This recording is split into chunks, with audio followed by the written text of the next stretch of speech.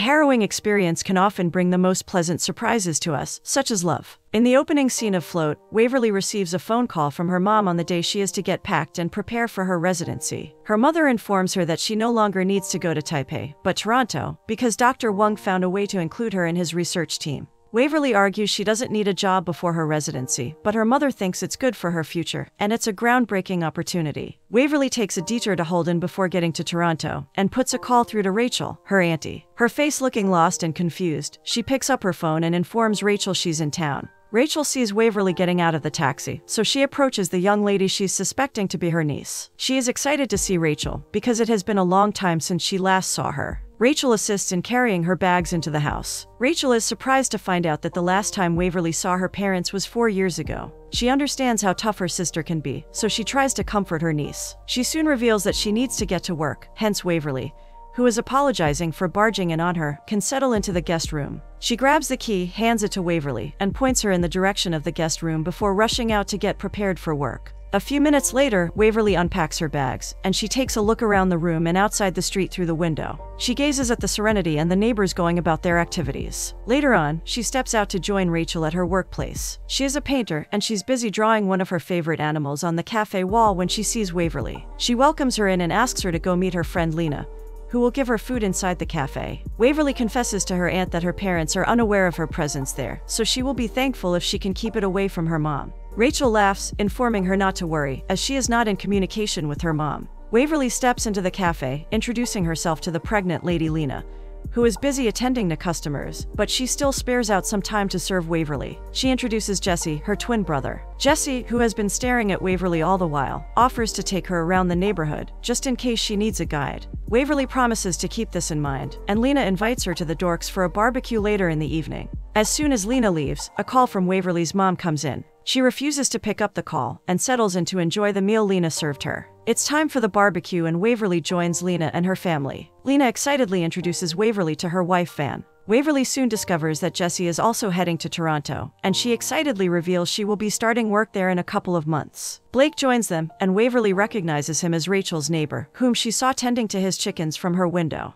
Blake introduces himself to Waverly, and there seems to be some sort of chemistry between them. The others watch them in silence, observing the vibe between the two, before Van interrupts. While they are having fun, Blake sees his sister smoking and drinking with Ethan. He angrily grabs her bag, instructing her to get up and head home with him. A little argument happens, and Waverly quickly steps in to stop Ethan and Blake from fighting when they accidentally push her into the river. Seeing no signs of her swimming, Blake dives in and gets her out. Van, Jesse, and Lena join them by the riverside. Waverly coughs as she regains consciousness, and Lena wraps her sweater around her and offers to take her home. At night, Waverly listens to her mother's messages, expressing worry because she didn't pick up her calls, and she simply wants to know if her daughter is in Toronto already. Waverly decides not to return the calls, or inform her of her current whereabouts. The next morning, Waverly calls her mom to inform her that she is still in Chicago, because she misplaced her phone and she just got it back. She gives her mother the perfect excuse to prevent her from asking why she refused to pick up her calls. She later steps out with a mug of coffee in her hand, walking down to admire Rachel's artistic work all over the mailbox when Blake sees her on his way out for work. They exchange pleasantries, and he reveals he's a lifeguard who works at the beach. He invites her for some swimming lessons, since she doesn't know how to swim, but Waverly thinks there will be no need, because she's leaving the next day. She appreciates him for saving her life the previous day, and though disappointed, he accepts her thanks and enters his vehicle. Later in the day, Waverly visits the beach to have a look around. She soon finds Blake attending to some people, but she decides not to approach him.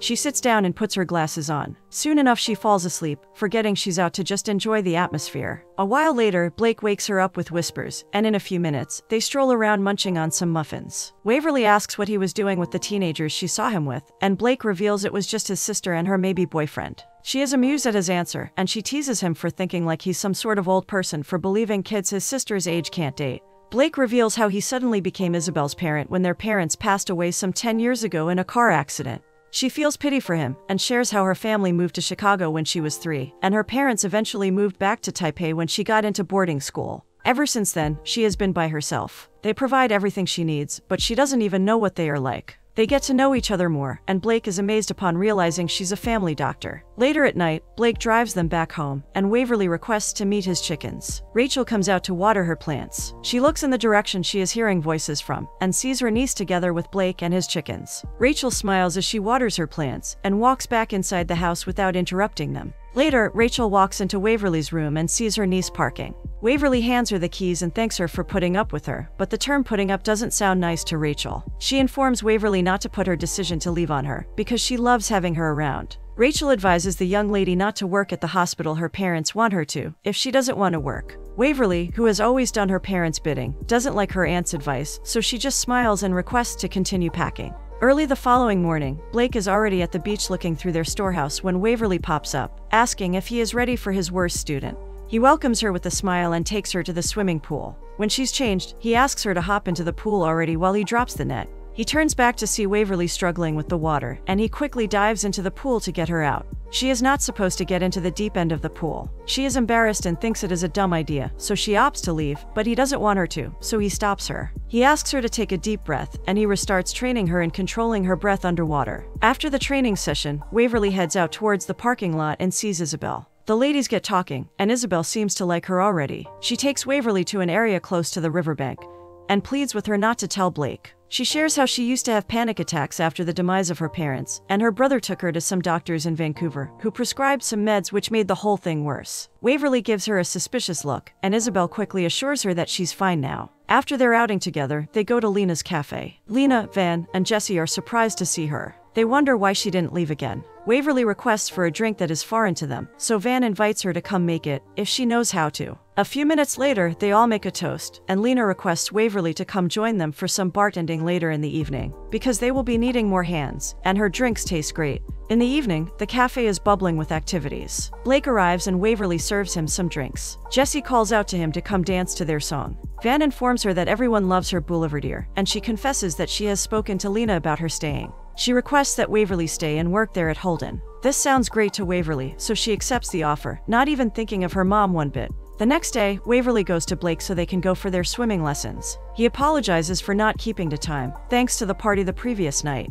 They set out to their training area. Blake starts training her on how to float in the water when they get interrupted by some kids, jumping into the pool for their swimming lessons with their teacher. Eventually, Waverly finally gets the hang of it as she floats in the water with no help. After the session in the pool, he takes her into a room to change, since the kids are using the changing room. She looks around, a wave of emotion sweeps through her, and she grabs Blake for a kiss. They passionately kiss each other until Blake asks her to take a pause. Then, a colleague of Blake's decides to make her presence known to them. They quickly disengage and Waverly scurries away to go change. Later in the day, Waverly goes on a walk with her aunt. Rachel reveals to Waverly that she was the one who avoided her mother's call, and not the other way around, because her sister didn't understand why she chose to stay in Holden. She found a logical family there, and she's happy with her decision. They enter a clothing store. Waverly refuses to take her mother's call as she watches the phone ring till it goes off. Rachel comes over with some bikinis she selected, urging Waverly to try them on. In the next scene, Waverly gets frustrated, asking Blake when she has to stop hitting her feet against the water. He passes her aboard and encourages her to go to the deep end until she gets to the other side of the pool. Waverly gets filled with fear because she can't see beneath her. She meets Blake at the edge of the pool and he pulls her up. She embraces him for support, and he encourages her to keep trying. He carefully avoids kissing her. She demands to know why he wakes up early in the morning just to teach her how to swim, and he confesses he likes spending time with her. They walk towards the parking lot and see Isabel yelling at the top of her voice at Ethan. Blake runs in their direction. On seeing her brother coming, Ethan angrily leaves, while Isabel attempts to drive home, but Blake stops her until Waverly intervenes. After Isabel leaves, Blake reveals he and his sister made a pact to be with each other some years back at their parents' funeral. But now their relationship is strained, things get harder, and they have grown up. Waverly advises him to try and hear her when she talks. They discover that they enjoy each other's company, but Blake reveals that he can't do a relationship properly because he has to be there for Isabel. Though not what she had been expecting to hear, Waverly believes they can just be friends. After all, she will be leaving soon. Before leaving, he advises her to tell her parents how she feels, because he would give anything for Isabel to do the same. Waverly meets with Rachel later at her workplace. She confesses she has feelings for Blake, and she explains the discussion they both had about it. Her aunt thinks he's dumb, and encourages Waverly to make a move if she likes him. The next day, Waverly's training continues. and this time he joins her in the pool as he instructs her on what to do. He is excited about the progress she has made, and compliments her for successfully reaching the other end of the pool without any distractions or mistakes. The next day, Blake takes her to different locations, and the both of them have a good time. In the evening, they walk by the beach, and she suggests they get into the water. Blake runs off into the distance, asking her to swim towards him. He puts to the test all she has learned so far, and she gets to him in no time. He is proud of himself for being a good teacher. They kiss under the reddish-blue evening sky. Somehow they end up inside Waverly's room, kissing each other intimately. Blake requests they stay in the moment and enjoy their moment of intimacy. The next morning, they wake up in each other's arms and admire each other. Waverly smiles as he compliments her beauty. He gets up to go prepare for work, promising to call her later. She stares lovingly as he leaves, with smiles all over her face. But a call from her mother interrupts her moment. Her mother is under the impression that she's in Toronto already, so it's quite easy to get her mom off the call with an excuse that she needs to get to work. Meanwhile, Waverly and Blake soon forget they decided to be friends. They spend more time on romantic dates, outings, and walks, caressing each other with every moment they get.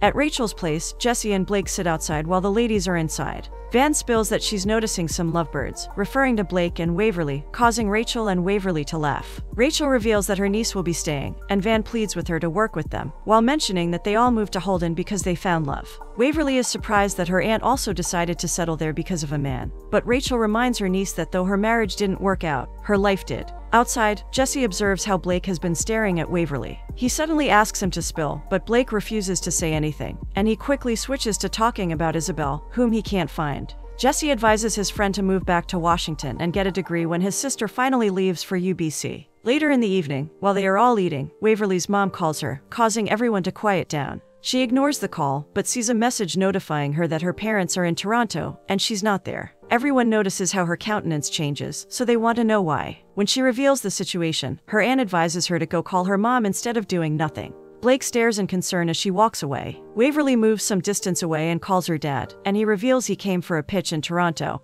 and decided to surprise her, but she's nowhere to be found. She confesses that she is in Holden with her aunt, and her mom immediately calls her on video. She instructs Waverly to pack up and get ready to come to Toronto immediately, while her father books a flight for her return. For the first time, Waverly refuses to go with her parents' decision. She shakily reveals to them that she has no interest in coming back. She then ends the call abruptly. During Waverly's call, Blake passes by heading to his house, and soon Isabel comes in. He questions her whereabouts, but Isabel flares up and spills how she can no longer stand him trying to control her life, stopping her from being a normal teenager. She moves past him, heading to Ethan's. Blake is frustrated because, even as he is trying his best to be present in Isabel's life, she gets mad at him. Waverly goes to Blake to inform him that her parents want her back. In a bid to cover his emotions, he tells her it's fine, because they both knew she would be leaving soon, and there is no need to act like what they have been doing is more than what it is. Waverly feels hurt that he thinks what's between them is no more than a summer fling. She walks out of the house. Rachel rushes towards her little niece, seeing her in tears, while the others stand up, not knowing what to expect. The next morning, Waverly goes to Lena's store. She confesses she's contemplating leaving, because she wants to be a doctor, and Blake has refused to reach out because he thinks she's gone.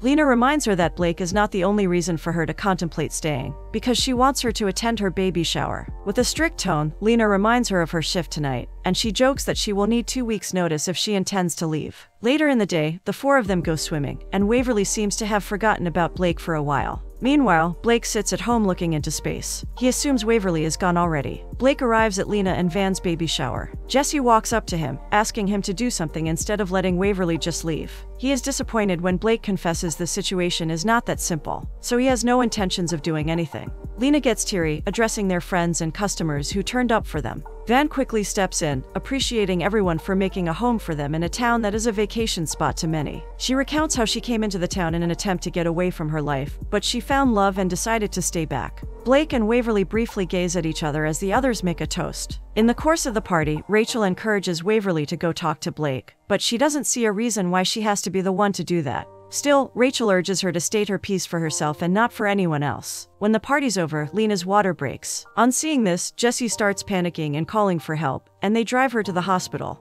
Almost immediately, Ethan arrives looking for Isabel, but Blake is confused because she said she was going to his place. He quickly puts a call through to her. Waverly borrows Rachel's truck, because she might have a good guess at Isabel's whereabouts. She arrives at the riverbank Isabel brought her to, and fortunately, she meets Isabel there. Waverly advises Blake to tell his sister the truth, instead of not knowing how to fix the relationship he has with his only sibling. Blake walks towards his sister and lets out everything he feels. He accepts his flaws in trying to control everything about her. Isabel commends his efforts thus far, but then clarifies that she needs some space as a grown-up teenager. The siblings reconcile their differences and hug each other. Blake informs her of Lena's condition, so they rush back to go support her in van. They arrive at the hospital. As they run in, Blake grabs Waverly for a kiss and thanks her. She suggests they talk, but Isabel interrupts, asking them to come in. After seeing the baby, Isabel suggests that Blake take Waverly to see the sunrise. On arriving at the mountaintop, Waverly admires the serenity of the place. She confesses how mad she is at Blake for calling their relationship a summer fling.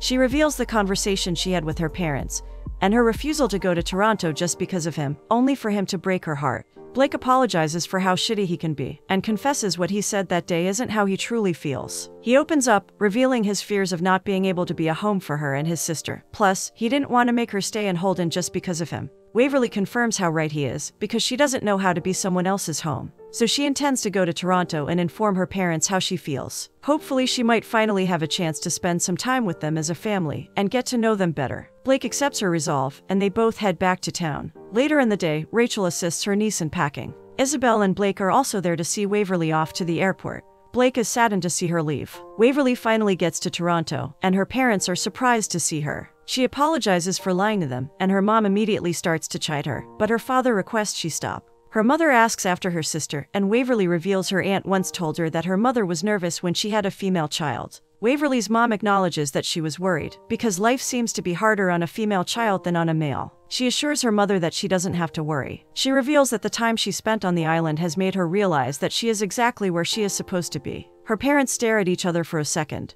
Her father sits quietly while her mother does the talking. Waverly speaks to her father, requesting to know why he doesn't call her. His response doesn't quite suit her, because she sees no reason why he thinks daughters only talk to their mothers. He sees how disappointed his daughter is, so he offers to call her more often. Waverly's face brightens up, and she requests they rent bikes to go check out the bike lanes her father found. To her surprise, they intend to leave the next day. She wonders why she came down to Toronto, if they are leaving already. She's heartbroken that she hasn't seen them in 4 years, and now they just want to leave again, after canceling her plans just so she could come to Toronto. She has missed being with her parents, and they choose to disappoint her. She concludes they do not care, and she's not a part of the family. Waverly pours out her heart and the emotions she has kept in for years, while her parents try to make her understand that they are simply doing what's best for her. Later at night, Waverly sits in her room when she hears some voices speaking in Mandarin. She tries getting up to spy on her mom, who also stands up to check on her. She covers Waverly with the duvet and heads back out, not knowing that her daughter is faking her sleep. The next morning, her parents are set to leave. Her father hugs her before entering the vehicle, while her mother apologizes for making her feel lonely, even though she tries to fill up that gap by calling her all the time. Waverly also apologizes for not picking up her calls. The mother and daughter hug each other briefly before her mom heads to the car. She assures Waverly that by the next summer, maybe they will all visit Auntie Rachel together. Waverly is so happy she tears up, waving her parents goodbye as the vehicle drives off. Later in the day, Blake gives her a surprise visit. He confesses how worried he was about her, and he found out from Isabel that her parents have left. So he decided to come to see her. He confesses his love for her, admitting he was acting foolishly because he thought he was doing the right thing. He hopes it is not too late for them to start all over if she gives him another chance. Waverly steps back in and closes the door. Blake feels disappointed, bows his head in regret, and is about to walk away when she quickly opens the door, admitting that she's got him. They laugh as she grabs him in for a kiss. After making out, she asks what he will be up to during the summer, hoping he will stay behind if he doesn't have much to do over there. He tells her not to worry, as he will figure something out real soon. She cuddles him tightly and then suddenly requests he teach her how to surf during the next summer. Blake stares at her beautifully, agreeing to do as she wants, then lifts her chin and kisses her.